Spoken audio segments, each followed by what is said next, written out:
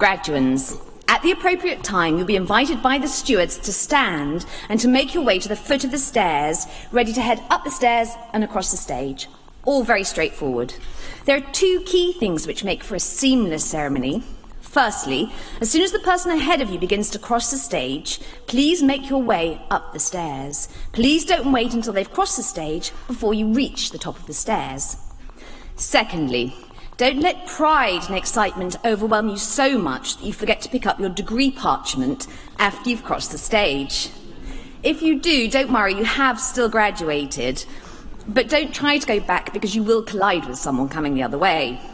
Instead, please visit the Graduation Information Desk in the Spring Lane building 30 minutes after the ceremony to collect your parchment. At the end of the ceremony, graduates are asked to process out of the hall directed by the stewards. Family and friends, the stewards will show you to the exits once the graduates have left the hall. If the fire alarm should sound at any point, please remain in your seats, instructions will be given, and we will escort you to the nearest exit. As graduates, you will join an international community of over 123,000 York alumni in 183 countries. The York Alumni Association organises events, networks and services designed to help you make connections with other alumni across the world and to support you in your career choices. Please do visit the Alumni Association stand in the Spring Lane building, where you can pick up your graduation gift to welcome you to the Alumni Association. As you move into your first job or take up further study or training, please remember to keep us updated with what you're doing. Understanding the career paths that you take will help us provide the right support for current students and make sure we offer graduates like you relevant information and opportunities. Finally, please turn your mobile phones to silent, and will you all now please stand?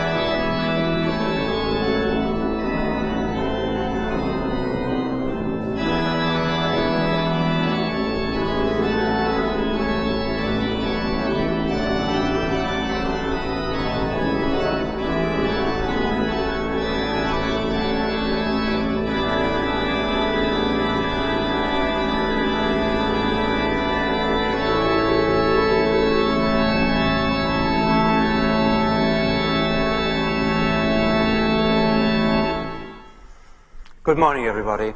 I declare this congregation open for the conferment of awards. Please be seated.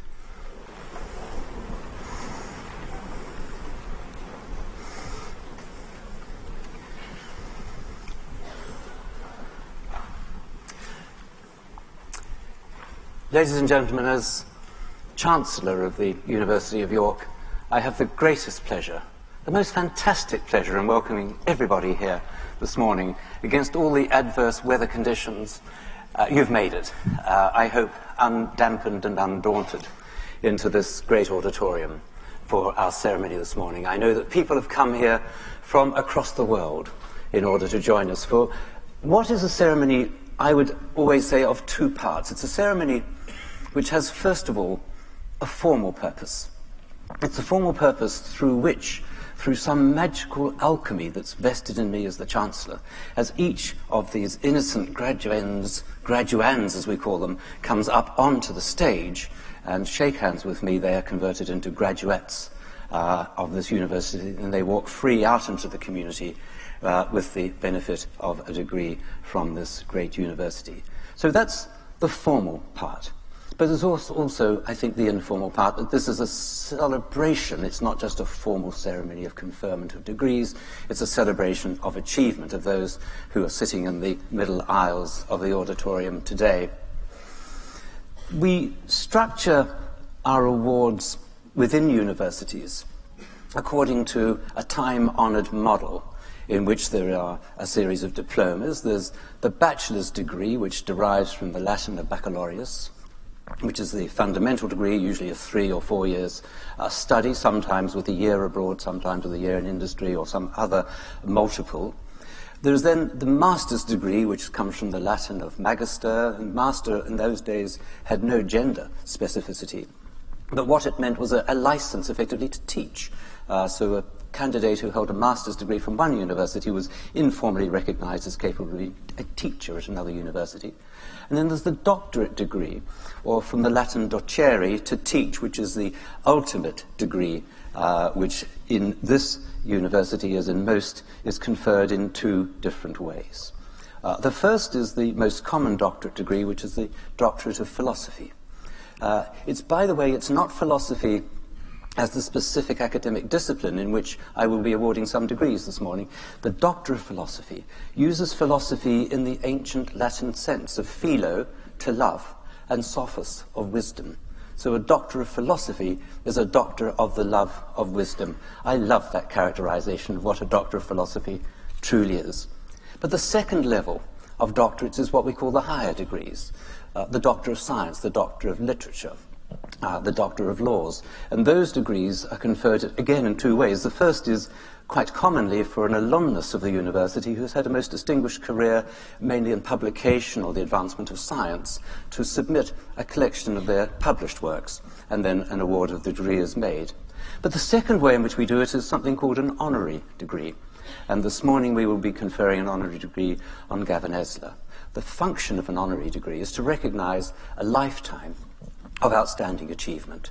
It's somebody whom is honoring us by accepting an award from us as we honor them through the award that we make. It's a very special opportunity to be able to demonstrate to our students what it is to be a graduate and what it is to succeed in life. So you may ask, why is he going on about all these Latin derivations and all of these ways of doing business? Well, the answer in part, I think, is to demonstrate a fundamental truth about universities. We are long-run, long-term institutions.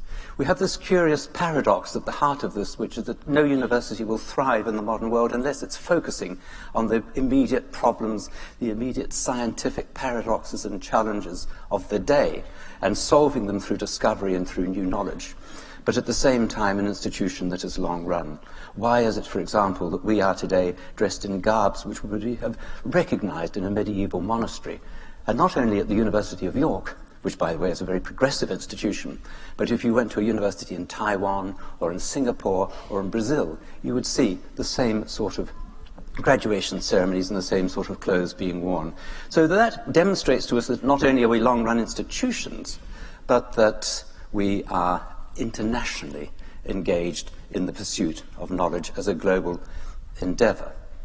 So it's reassuring in an era where politics are fractured, where the post-war consensus is starting to evaporate, and where across the world we see a growing gap in inequality, that we have long-term, long-run institutions. But that is, I think, a reassurance as we look at what the future will hold for our graduating class today. Let's understand the direction of travel that we can start to sense across the world. We've been through 3 major industrial revolutions in the last 150 years. The use of water and steam power to allow production to be mechanized as opposed to be artisanal.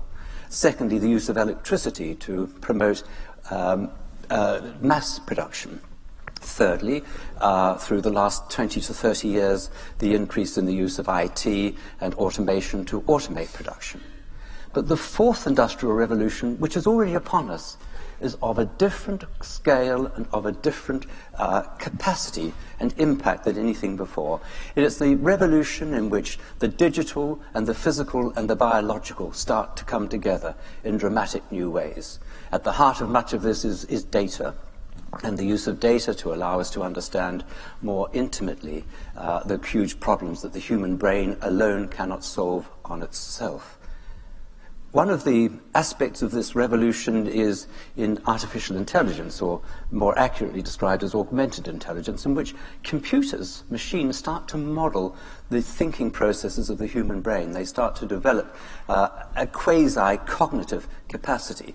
And we can use this power for the very good things that we would wish as a society to achieve. If I could just mention, for example, in connection with my chairmanship of NHS England, we already are starting to see artificial intelligence moving into healthcare.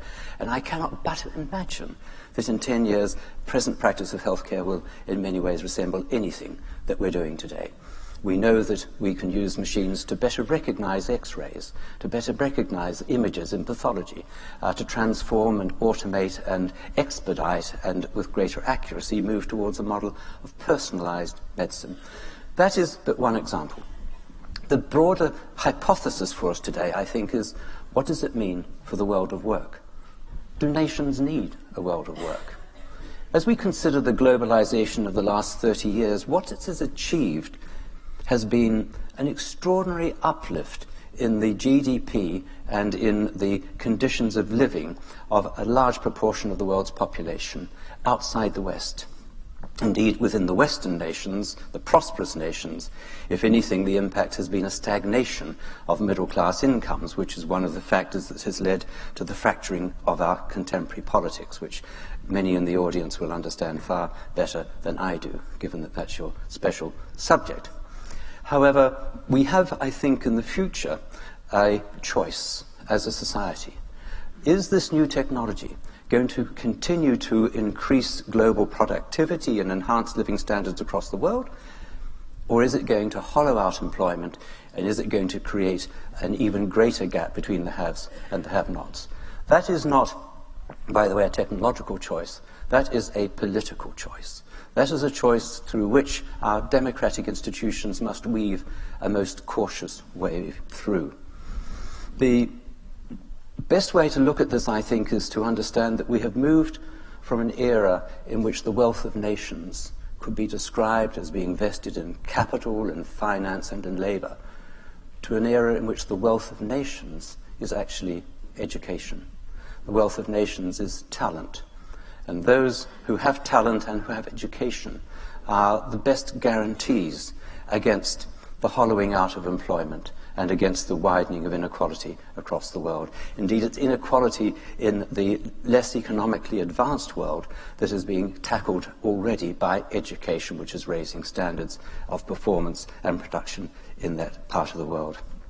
So, although in many minds the apocalyptic nature of the new technological revolution is deeply concerning, when I look at a graduating class such as this, I have the reassurance that the world is in safe hands for the future. It's not automatic. One recalls the story of the young man who had been, while still at university, signed up as a graduate management trainee at a large corporation. And 3 weeks after his graduation, he went into the office for the first time and he met the chief executive. They had a very good conversation, welcome on board. The chief executive said, "Now, your first task, take this broom and go and sweep out the foyer." To which the young man replied, "But I'm sorry, I'm a graduate, there's been a mistake." And the chief executive said, "I do apologize, I had overlooked that. Here, give me back the broom and I'll show you how it works." So, we have no entitlement. The world is not ready for us to enter it arrogantly, but the world is ready for the wealth of talent that graduates of the University of York will bring to it. Thank you.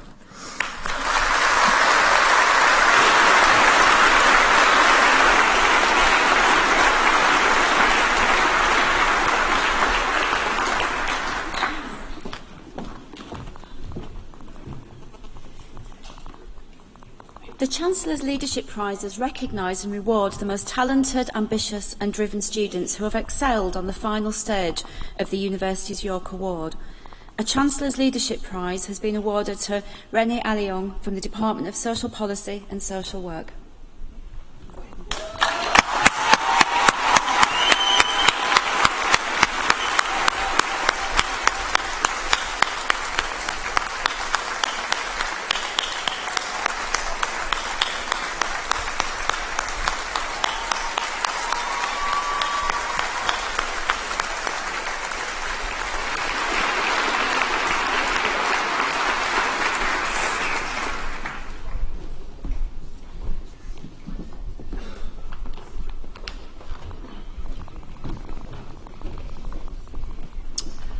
Chancellor, I have the honour to present the following candidate for the degree of Doctor of Philosophy in Environment and Politics. For research on sustainable and intelligent mobility, it was my personal pleasure to supervise Jean-Paul Skeet.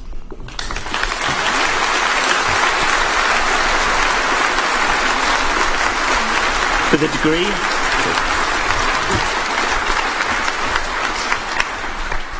degree of Doctor of Philosophy in Politics, for research in myth and violence in modern political theory, Benjamin Twistek.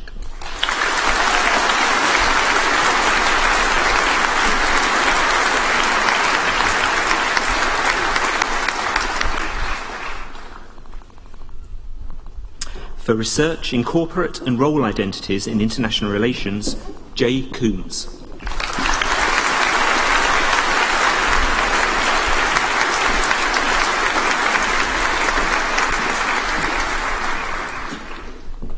For research in theatre-based migration research in South Africa, Lena Sophia Opferman.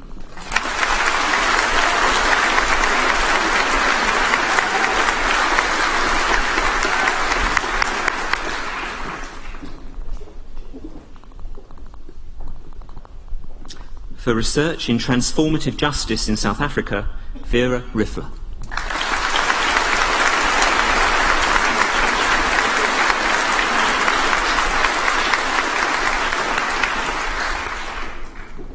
For research in underrepresentation of Sindhis in civil services, Noreen Nazar Sumro.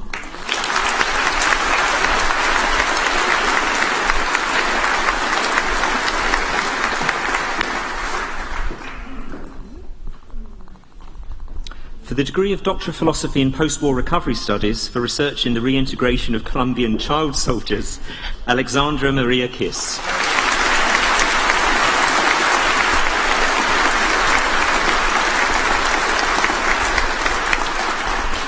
For the degree of Master of Arts in Conflict Governance and Development, Elizabeth Duot.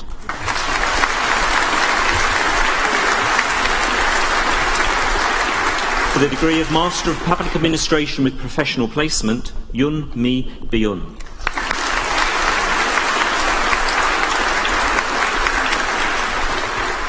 For the degree of Master of Public Administration, Gutai Karam.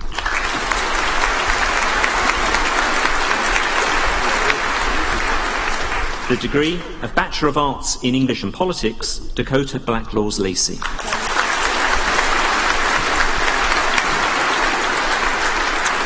The degree of Bachelor of Arts in Politics, Scott Adams.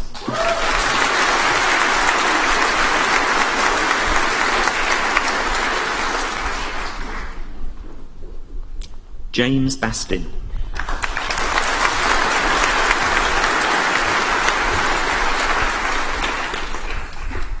Timothy Begum.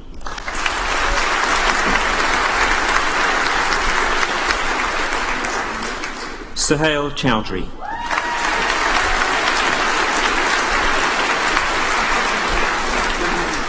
Amelia Collins.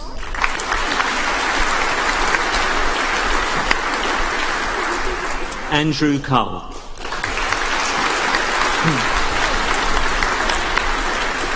Laura Cunningham.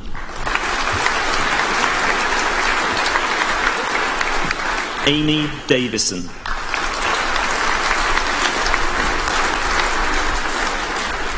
Callum Delhoy.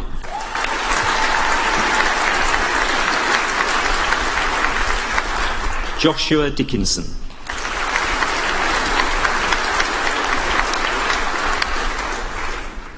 Patrick Diskin.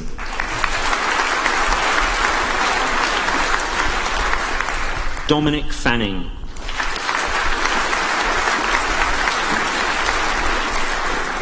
Alexander Finnan.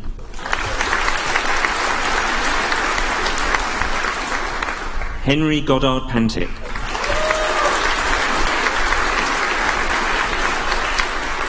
Toby Gould.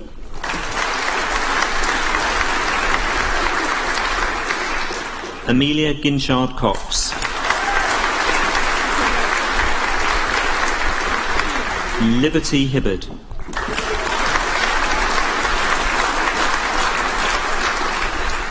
Shannon Jameson.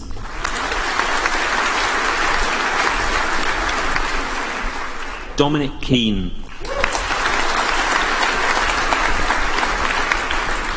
Emmanuel Kempton. Sarah Kennedy. Alexander Kirkup.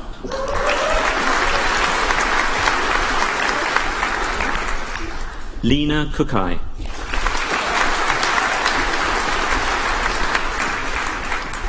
Imogen Lather.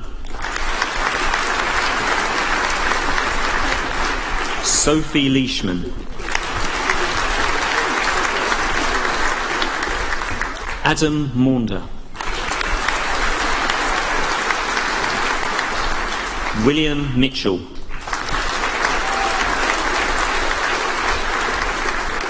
Brunilda Moller.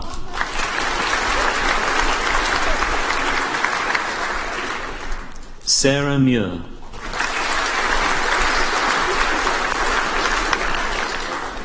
Harry Jake Ollis. Will Pendlebury.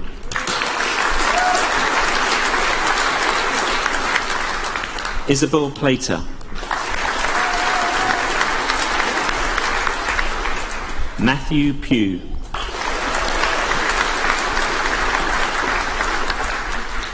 Edward Ray. Stuart Sanderson. Aaron Spears. Josh Sulkin. Grace Thompson.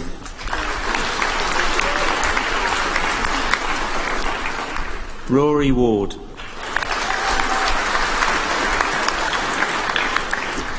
Joseph Whitfield.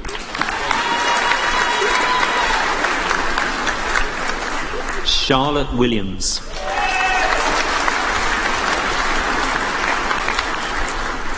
Carl Williams.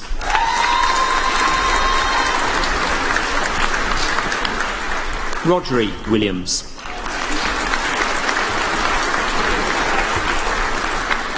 For the degree of Bachelor of Arts in Politics with a year abroad, Henry Honeywood.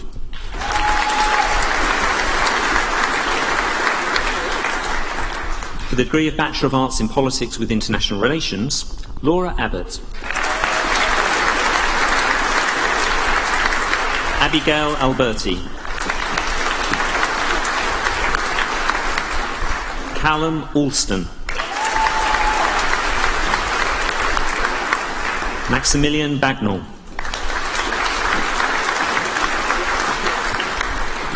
Sarah Buffum. Eleda Kakir.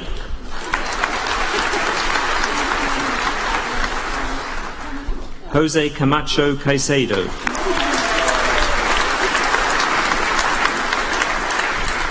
Caroline Carruthers. Hugh Yan Chung.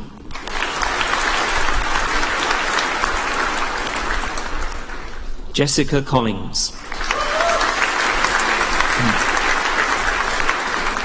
Frankie Kopp.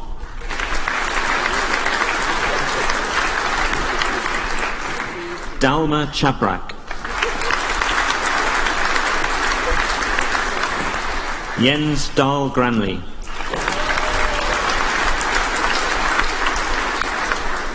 Jack Daniel.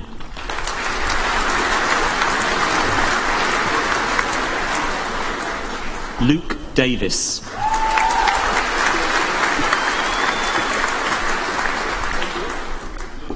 Rihanna De Rosa.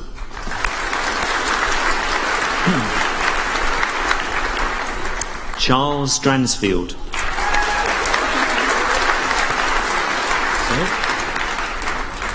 Henry Dufosi.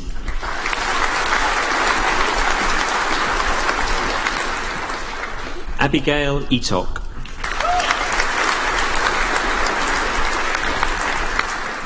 Brandon Freeman.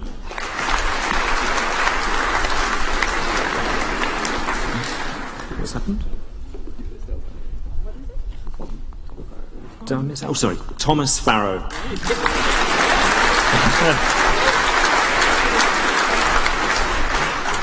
Johann Gester.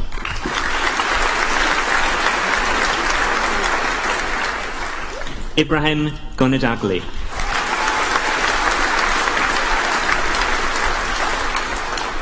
Thomas Gardner.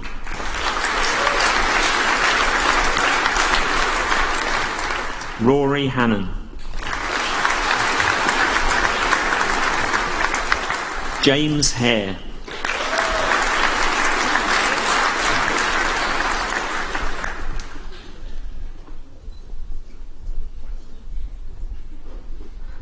Niall Hegarty.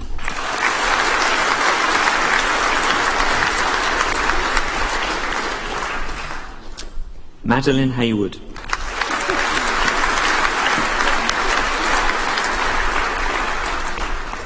William Hoyton.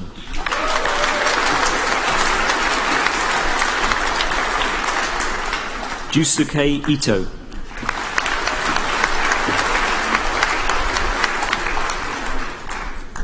Finn Judge.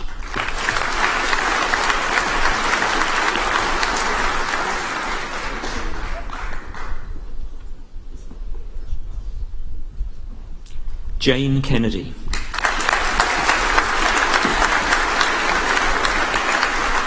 Shreya Keshwala.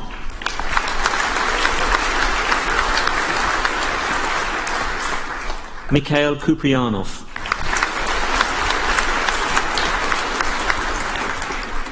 Axel Laundy.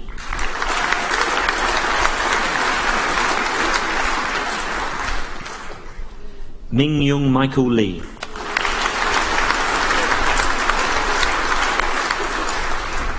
Denis Lenoy Gorbachev.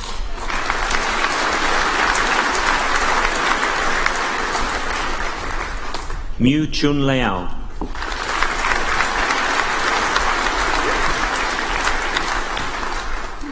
Alan Liss.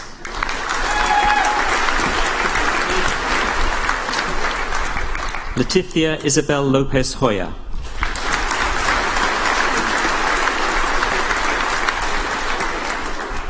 Lu Hui.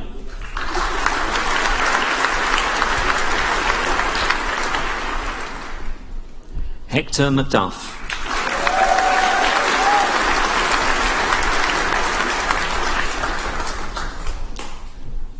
Ellen Madden.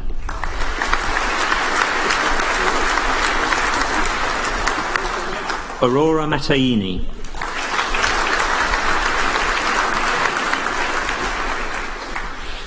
Georgina Maycock.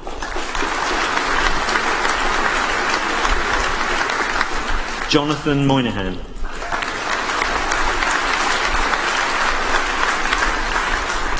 Liam O'Connor. John Porter.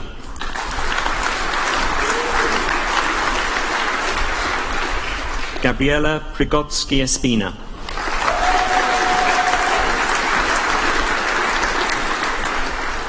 Alice Roberts-Dunn.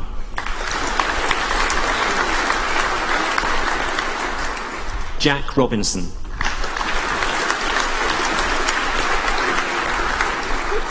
Callum Ronald.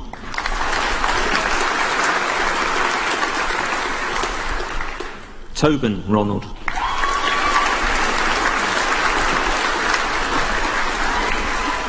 Robert Russell.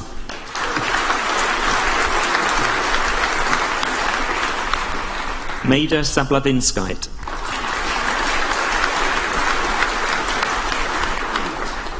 Parmis Salem.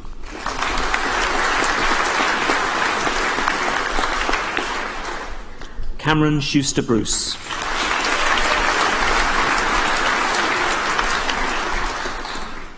Henry Shears.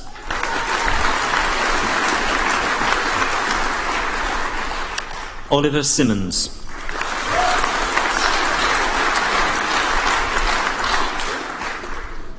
Ilyas Litti.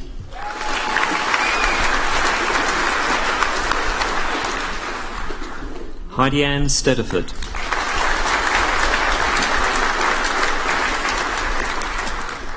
Jordan Stevens.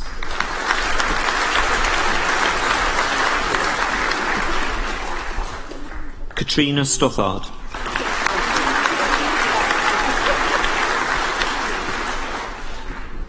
Yutong Tien.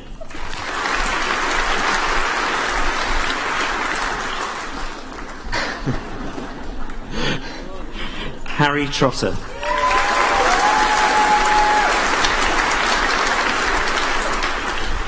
Madeline Turner.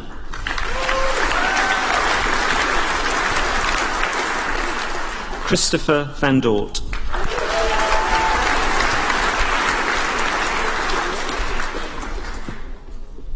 Wan Chin Yuan.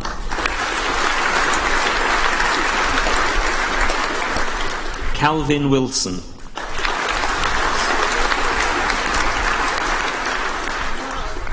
Nargiz Zulfieva.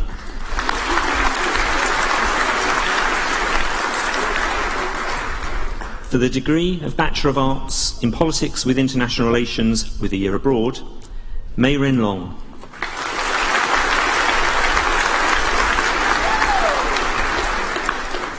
Gabriella Obong-Nyako.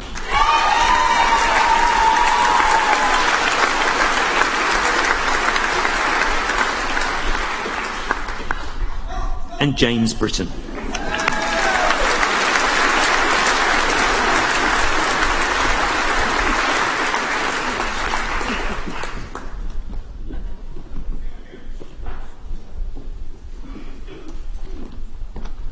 Ladies and gentlemen, Ensemble Eonomy will perform Moon Dance by Van Morrison, arranged by George Clark, followed by Bridge Over Troubled Water by Simon and Garfunkel, arranged by Ellie Pybers.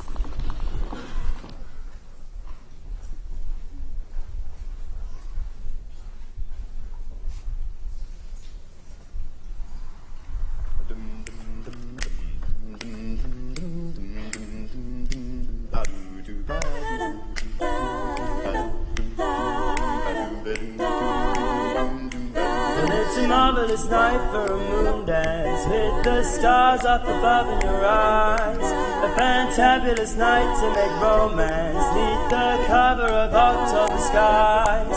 And all the leaves on the trees are falling to the sound of the breezes that blow. And we're trying to please to the calling of your heartstrings that play soft and low. And all the night that day seems to whisper. And all the sun of the day seems to shine in your blood. Can I just have one night?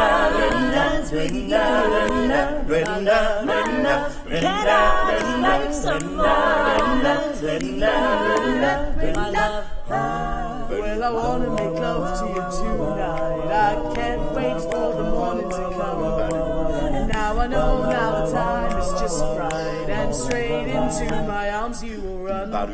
And when you come, my heart will be waiting to make sure that you're never alone. There and then all my dreams will come true. There and then I will make you my own. And every time I touch you, you just let out. And now I know how much you want me that you can hide. Can always have some nights with you. My love, can always make some nights with you. With love.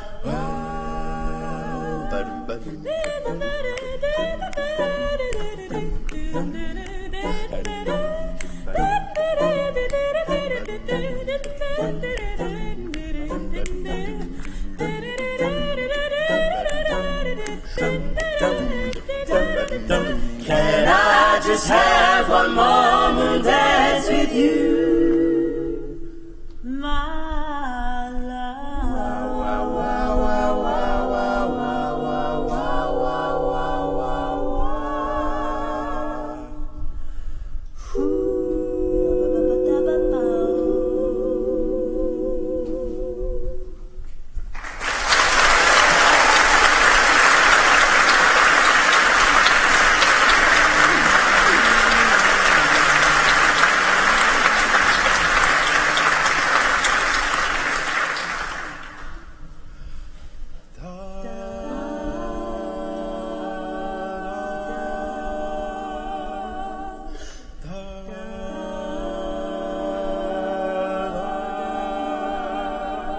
When you're weary,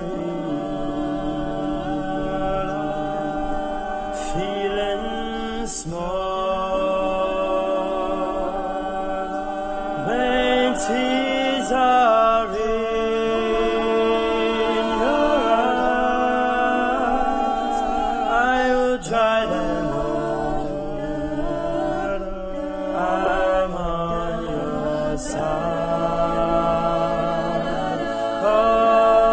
Times get rough and friends just can't be found, like a bridge over troubled water. I will lay me down like a bridge over troubled water. I will lay me down.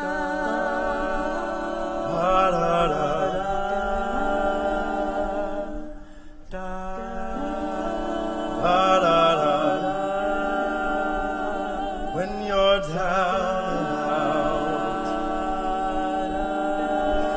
when you're on the street, when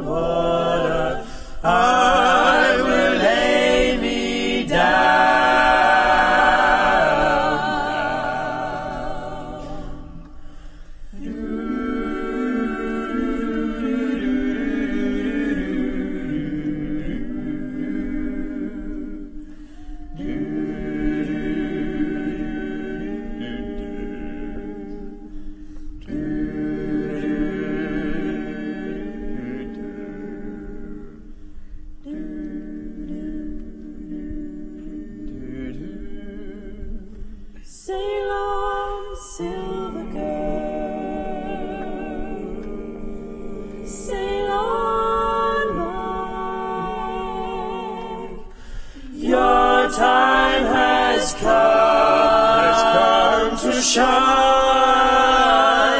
All your dreams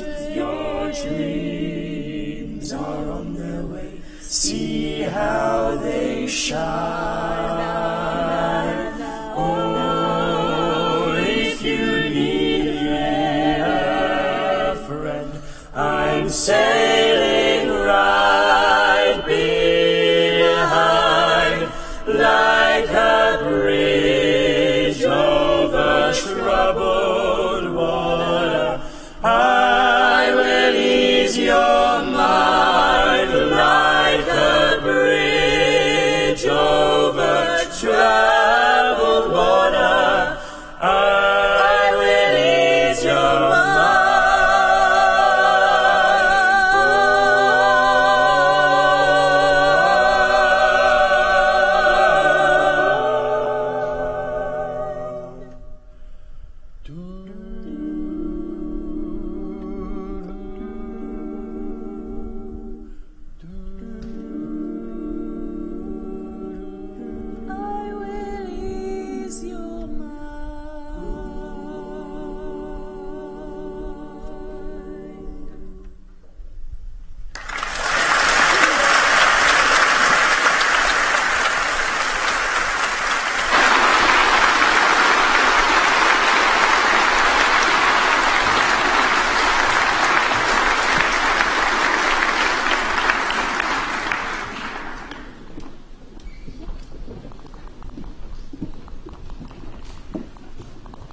Chancellor, I have the honour to present the following candidates for the degree of Bachelor of Arts in Social and Political Sciences.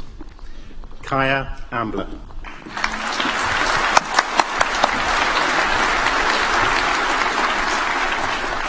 Rachel Atkinson.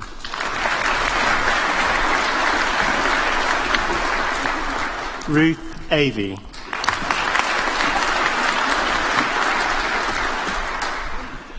Amara Barrett-Willett.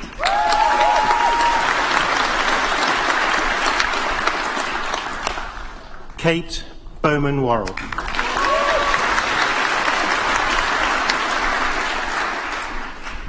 Chloe Carson.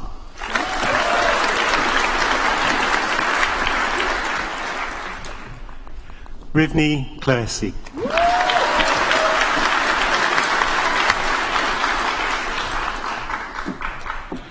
Louisa Haroun.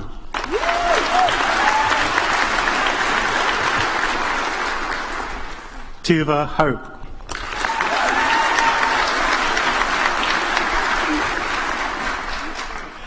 Megan Hutchinson.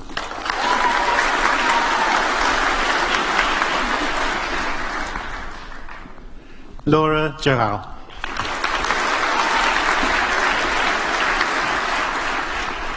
Heather Lamb.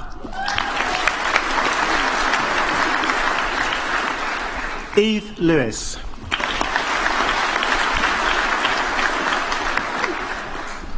Jonathan Machetti.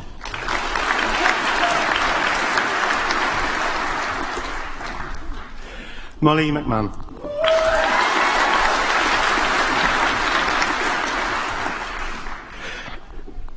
Aisling Mousson.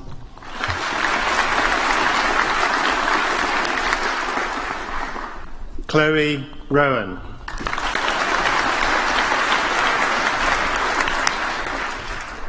Kane Silver.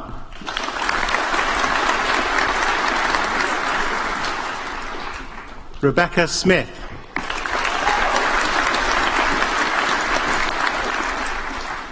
Lucy Topham.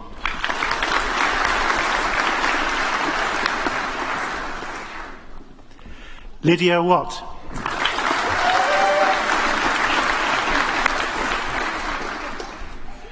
Joseph Waters.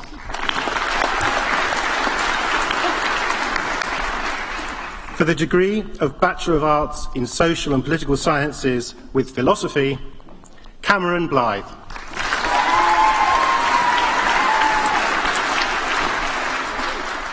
Duina Kresevich.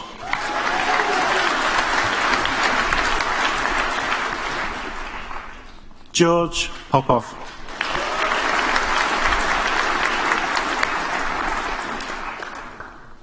Natalia Saeed.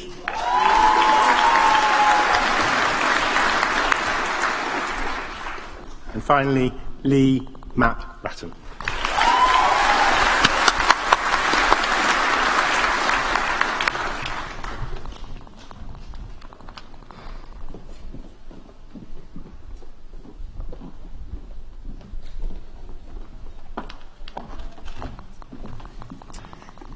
Chancellor, I have the honour to present the following candidates for the degree of Doctor of Philosophy by Publication in Social Policy and Social Work. For research in reconceptualising gender and homelessness, Joanne Bretherton.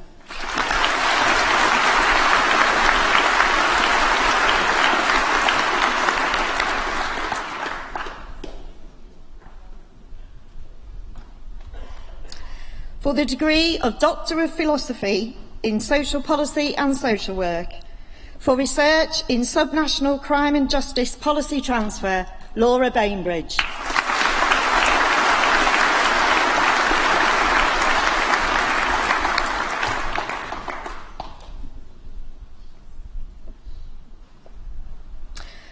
For research in public health governance in Hong Kong, Ka Wo Fung.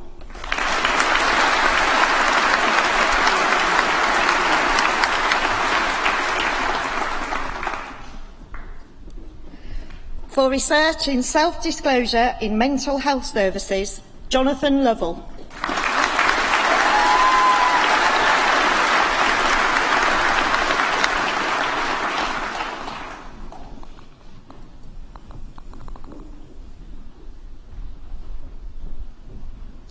For the degree of Master of Arts in Public Policy and Management, Faye Dickinson.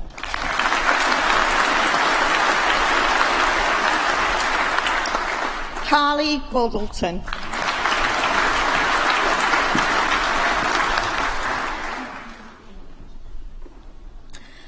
For the degree of Master of Arts in Social Work, Amy Bendel.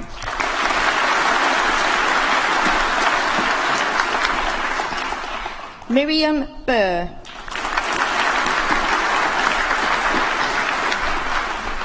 Helena Fish.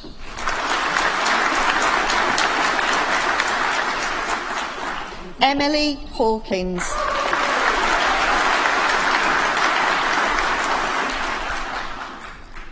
Marsha Herbert.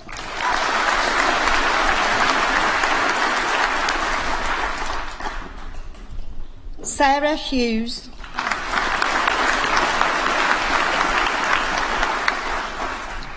Jessica Lukasevich.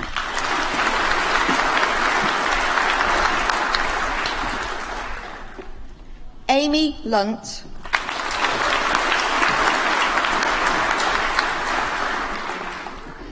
Christopher McNerlin. Michelle Potts.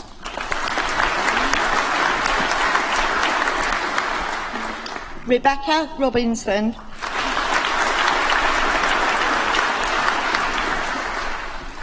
Anna Stevenson. Hannah Voot.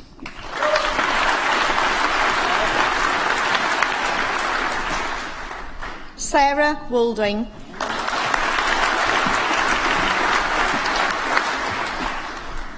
Abby Williamson.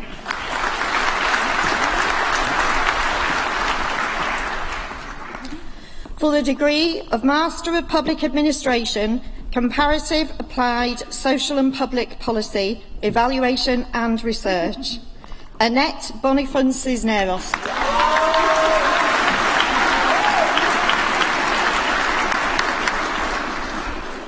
Yunhee Do.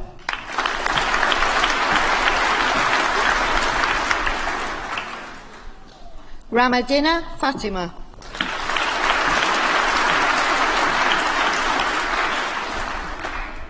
Nur Saribulan.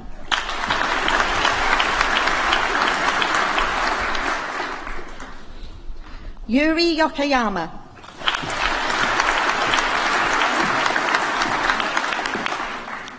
And Kyung Suk Yoon.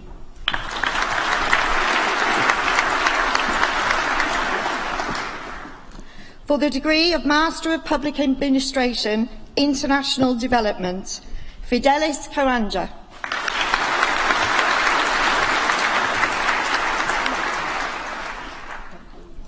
Mandeepa Machacha.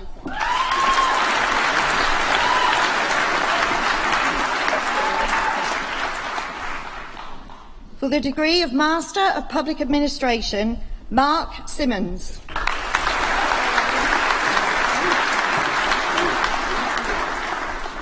Aynan Sneer.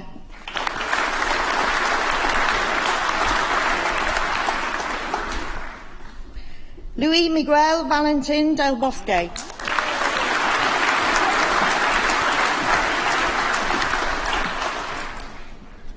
For the degree of Postgraduate Diploma in Social Work, Natalie Asquith.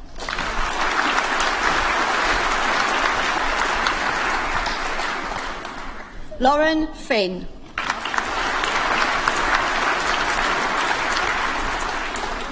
Jessica May.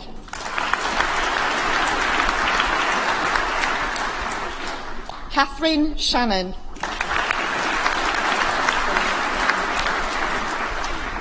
For the degree of Postgraduate Diploma in Social Work Practice, Think Ahead, Faye Piper.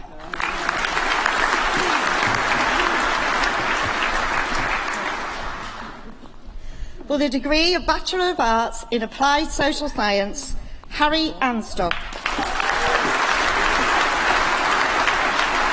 Louise Dunn.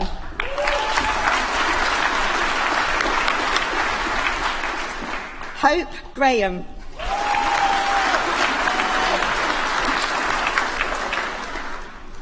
Liam Heydrich.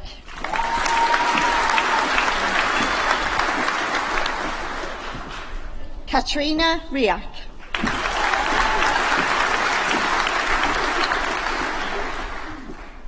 Norhan Saleh.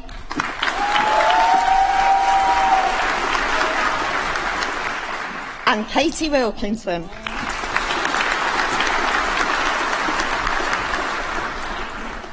For the degree of Bachelor of Arts in Applied Social Science, Children and Young People, Elizabeth Edwards.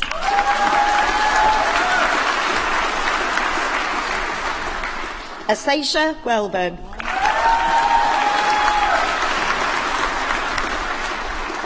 For the degree of Bachelor of Arts in Applied Social Science, Crime and Criminal Justice, Holly Agar.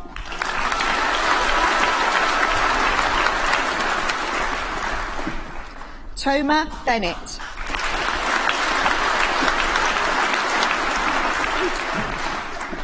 Eleanor Carmichael.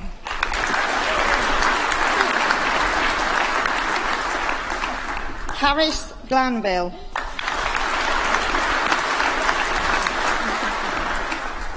Alice Gould.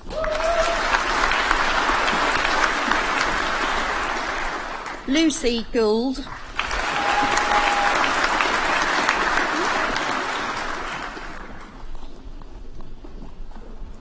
Faye Herdman.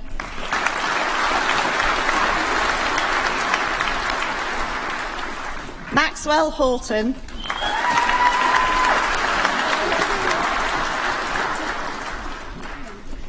Jude Law.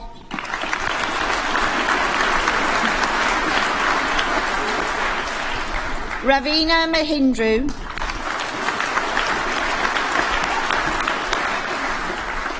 Emily Marwick.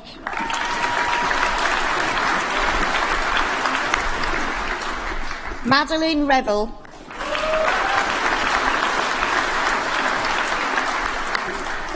Laura Robertshaw.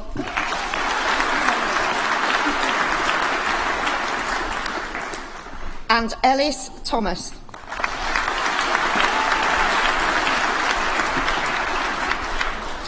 For the degree of Bachelor of Arts in Social Policy, Harley Sister White.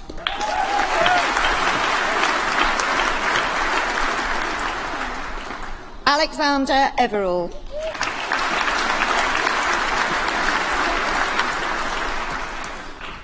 Joanne Moore.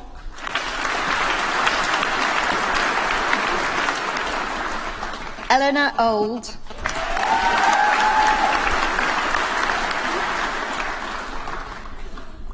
Cameron Partridge,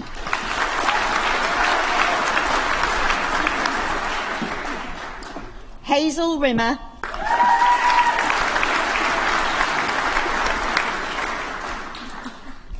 and Zheji Wang.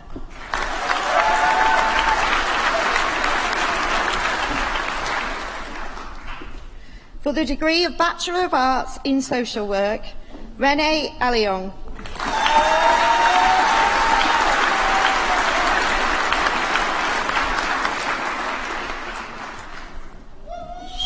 Sophie Battles.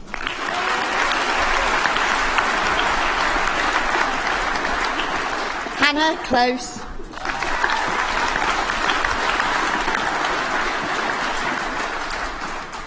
Victoria Cohen.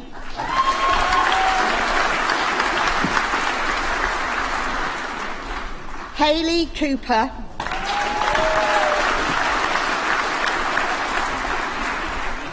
Emily Alice Doherty.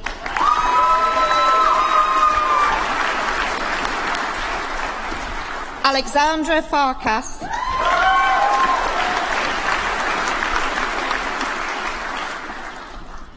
Gabrielle Gardner.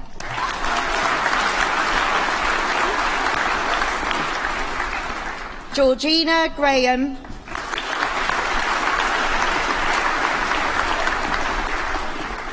Hope Harrison.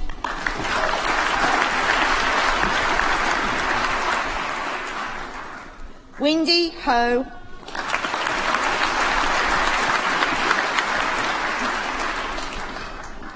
Lois Kenchington Irons.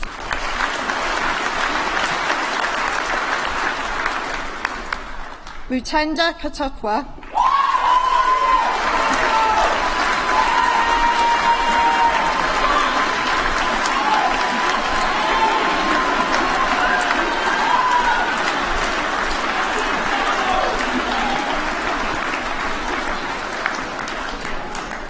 Kimberly Lancaster.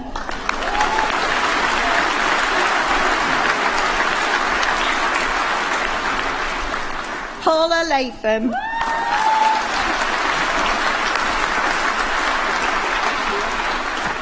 Jazz McCutcheon.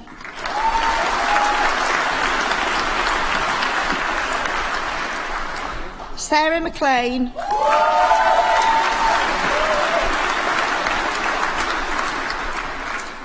Danielle Mills.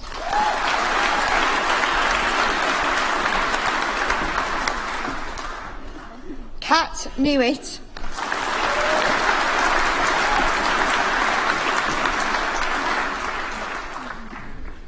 Lauren Oakley.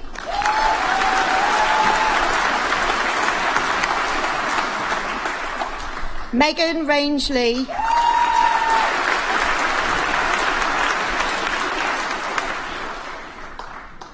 Senthil Kumar Venkatesan.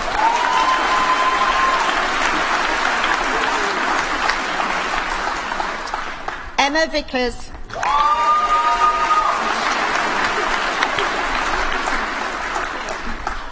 And Stephanie Wood.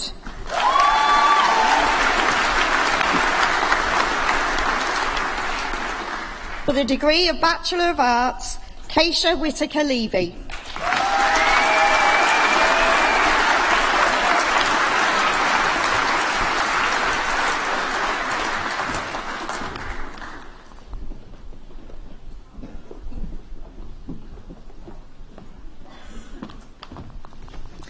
It is my enormous pleasure to introduce Lucy Gould, our student orator who will speak on behalf of the class of 2018. Our student orators have been invited to speak in recognition of their hard work on behalf of the student community and commitment to their studies. Our speakers have both pursued the most enriching experience they could during their time at the University of York, as well as giving back to their community. On behalf of the class of 2018, I give you Lucy Gould.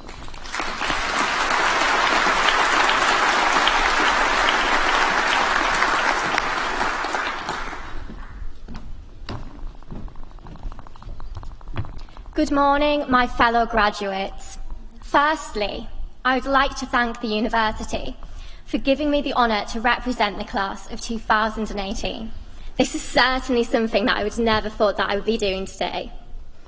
I would like all of the staff and graduates in this room to join me in remembering back to the very first day that we sat in this hall, awaiting our welcome from the University of York.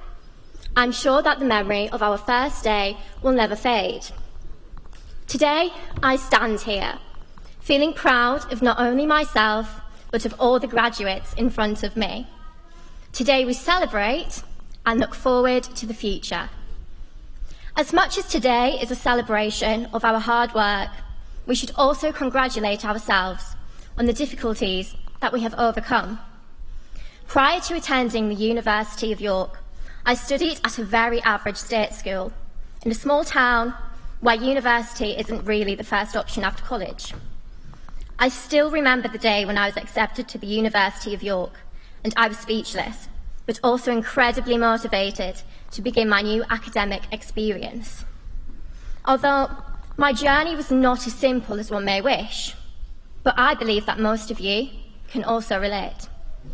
I experienced downfalls and feelings of self-doubt, but thanks to the support of my department, I also experienced feelings of accomplishment and have been truly inspired by my lecturers. Although we graduate today in our chosen discipline, we also graduate with the knowledge that resilience is one of the most important qualities that one can hold in respect to a successful life. Take, for instance, the contemporary discussion of the snowflake generation, a concept that claims that young people like ourselves are constantly trying to avoid any stressful or emotionally challenging situations. But I, for one, believe that everyone sitting in front of me today are perfect examples of individuals who challenge this concept. University has provided us with the opportunity to grow as individuals, to learn and to think in a critical way, to challenge opinions, to experience negativity, but also to be able to find solutions. Resilience also plays a role in terms of our mental health. To be resilient means to be able to maintain a stable mental well-being. And although our emotional well-being may have differed day to day throughout our journeys, we have succeeded and we've achieved our academic goal. We all have our own personal goals, but our goals are not achievable without being able to recover quickly from difficulties, to learn and to move on from any problems that may arise. We, as individuals, have had the power to do this. We've been able to change the way that we feel about situations. We've been able to adapt and to face different challenges. And we will continue to do so. Because once someone learns how to be resilient, it never fades, and we continue to become stronger each and every day. On behalf of myself and my fellow graduates, I would like to thank everyone who has helped us complete our journey here. Personally, I'd like to thank my mum and dad for consistently providing support and enthusiasm. I'd like to thank Ms Sharon Grace, Dr Rachel Morris, Dr Lisa O'Malley and Dr Zoe Irving for supporting me and most of all inspiring me throughout my 3 years here.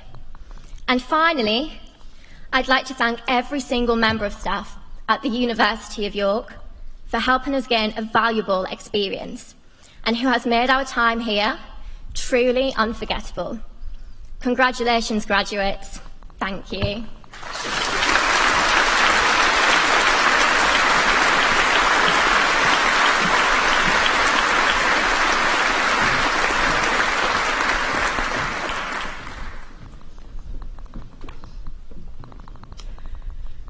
Chancellor, the author William Faulkner once observed, "Never be afraid to raise your voice for honesty and truth, and compassion against injustice, and lying and greed. If people all over the world would do this, it would change the earth." In this context, therefore, it gives me enormous pleasure to present to you Gavin Esler, an award-winning television and radio broadcaster, novelist, and journalist, whose commitment to uncovering the truth reinforces the importance and necessity for strong ethical journalism in what is euphemistically called the post-truth era. Through his work, Gavin has raised the voice of honesty and truth. He has fought against injustice and lying, and in so doing, he has changed lives for the better. Gavin's commitment to justice and equality do not only resonate with this university's founding principles, but with our continuing focus on evidence-based research that seeks to provide solutions for a range of global and national injustices. These are values that we are proud to be celebrating today in awarding this honorary degree. From the beginning of Gavin's decision to work for the Belfast Telegraph during some of the worst of the Troubles is indicative of how unafraid he is to work in challenging environments. It was during his time there that he honed the determination to uncover and identify the truth. His investigative work on the wrongful convictions of Giuseppe Conlon and his son Jerry, as part of the conviction of the so-called Guildford 4 and Maguire 7, innocent people convicted of bombing offences on the basis of non-existent or unreliable evidence, was a key contributor to the eventual overturn of these verdicts. Gavin's face will be familiar to most of you from his time as a BBC correspondent from all around the world. In his role, he was a witness to the execution of power in its many forms and how power is used and abused. For 8 years, Gavin held the position of Chief North American Correspondent for the BBC, based in Washington and covering the Bush and Clinton administrations. He has also reported from countries as diverse as China, Peru, Cuba, Russia, Iran, Saudi Arabia, and all across Europe. In his work, he has been acknowledged by a Royal Television Society Award for a TV documentary about Alaska, a Sony Gold Award for his BBC radio investigation, Letters from Guantanamo. The BBC obtained access to the biggest cache of letters to come out of Guantanamo for someone still detained there, an Al Jazeera cameraman, Sami Al-Hajj, who was picked up on the Pakistan-Afghan border. Sami Al-Hajj was held and interrogated more than 130 times without being charged with any offense, without a trial, and without any sentence. He therefore had no hope of being freed. Shortly after the broadcast of Gavin's radio investigation, though, he was released. Gavin's work also highlights the continuing need for organizations such as the BBC, who are impartial observers of the truth. If we can take away any lesson today from Gavin's achievements, it is the importance of listening impartially to the many, often conflicting opinions we hear or read in today's hyper-connected world, and not to be afraid to stand up for what we think is right. Chancellor, for upholding journalistic standards of integrity and for demonstrating the importance of speaking truth to power, I am delighted and honoured to present Gavin Esler for the degree of Doctor of the University, honoris causa.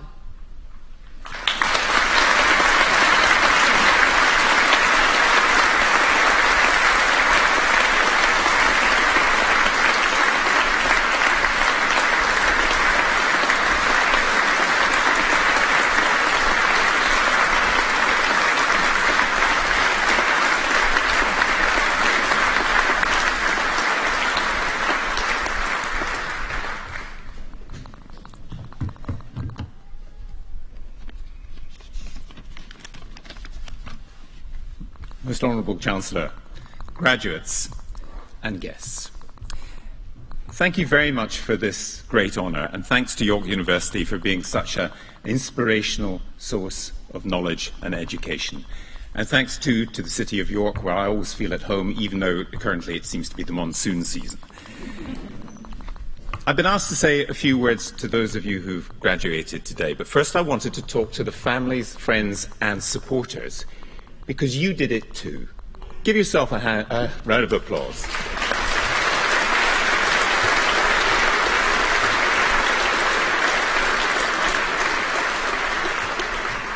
Now, for those who worked so hard to get a degree, I'll never forget a couple of years ago a very intelligent member of the British government who said, "We've had enough of experts. The British people have had enough of experts." I disagree. Lack of expertise appears to be a block to many careers, although perhaps one might say within government it's less of a problem. The son-in-law of the current American president said also a few months ago, "We've read enough books." I haven't read enough books. When it comes to expertise, I want to be flown in a plane with somebody who has done the job before. I don't want to get into a taxi where someone says, "Buckle up, it's going to be a heck of a ride." And I don't want to go to a dentist who says, "I've never studied dentistry, but if you open your mouth, I'll have a look." Fortunately, I'm in a room filled with experts, university staff, graduates and others. So may I suggest we take this opportunity to think a little bit about expertise and how important it is. Universities exist to stand behind Enlightenment values. We believe in facts. We believe in science, in critical thinking, in rigour. We believe in expertise. I hope your generation will stand up for expertise and facts to counter those who talk about alternative facts and so-called fake news. And I hope your generation will admire those who do things and don't merely talk about things. I also hope your generation may be somewhat suspicious of this awful word, authentic. I've met many people around the world, many leaders around the world, who claim to authenticity, and some are authentically good, and some are authentically pretty awful. It's not a value in itself, it seems to me. And just one final thought. I was reflecting on your speech from the student orator. I was born into a council house in Glasgow where I live with my parents, my grandmother and 2 aunties. The fact that I'm here today is due to a number of circumstances, including a great deal of love for my family, and I'm very proud that my son James, who graduated from here 2 years ago, is with me today. But I'm also here because of an education at school and at various universities, which opened my mind to all kinds of possibilities, as you rightly discussed. I'm sure being at university has opened your minds and will continue to do so. Have confidence. The future is within your grasp. You first just have to imagine it. And it's sometimes said in this country that the private sector is the wealth-creating sector. Well, I'm very, very proud of the expertise of British business. I think it's wonderful. We have superb businesses, entrepreneurs and business leaders.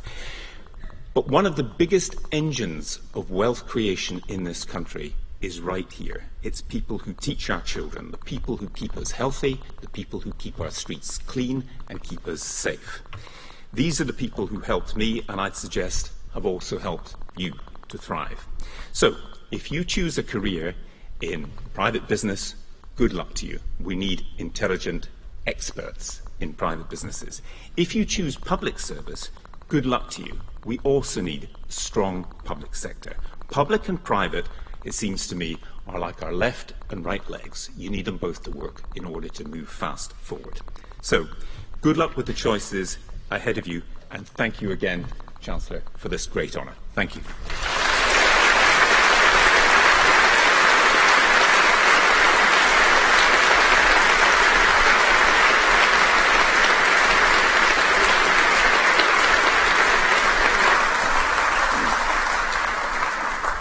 Ladies and gentlemen, in a few moments I will formally close the proceedings, but before I do, please allow me an opportunity to say a few words of reflection. The first is, what does it feel like to be standing up here and shaking those hands of the students who successfully navigate the gangway? And the answer is, you could not be more privileged than to have such a responsibility, and more humbled than what we learn about what our students have studied. I often wish that I had much longer to talk to each of you, and I apologize that the process doesn't allow of that. But when I hear of the subjects that were the focal points of those PhDs, when I listen to the names of the degrees, of the years abroad, and the interdisciplinarity of the programs, you get a sense of an extraordinary engine of activity and of intellectual development that exists in this university. And thank you, each of you, who ventured a few comments for me. I think the compliments on my gown were much appreciated. Thank you. Thank you for that. But also those of you who said these have been the best years of your life. Those of you who said, as one girl said to me yesterday, do you know, I would be nowhere without this university. And the comments like that, to me, reflect what this place is truly about. It's not about buildings. It's not about laboratories. It's not about libraries or playing fields. It's actually about a community. A university is a community for the long term. And I think I would like, on your behalf, to express our thanks to the members of staff of this university, the academic staff, the support staff, the teamwork that exists behind the scenes that makes everything run and provides that cultural nourishment and intellectual stimulation from which you've benefited. Our staff are today represented by a distinguished group who are with us in the auditorium, but of course there are many thousands of others. But would you please join me in expressing through them our gratitude for everything the staff have done during your time here.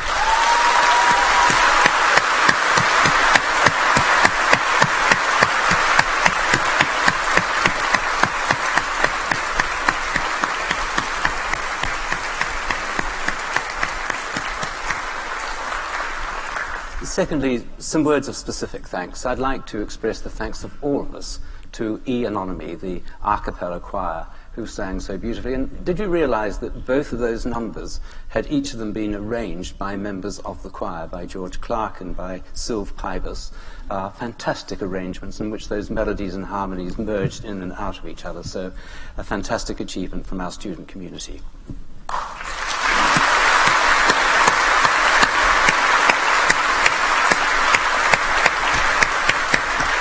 And then a particular vote of thanks to Lucy Gould, our student orator.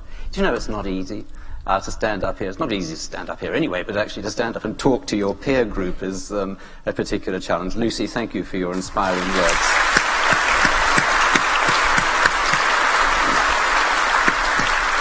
And to Gavin Esler also, I thought a most inspiring speech in response to the award of the honorary degree. Thank you very much, Gavin.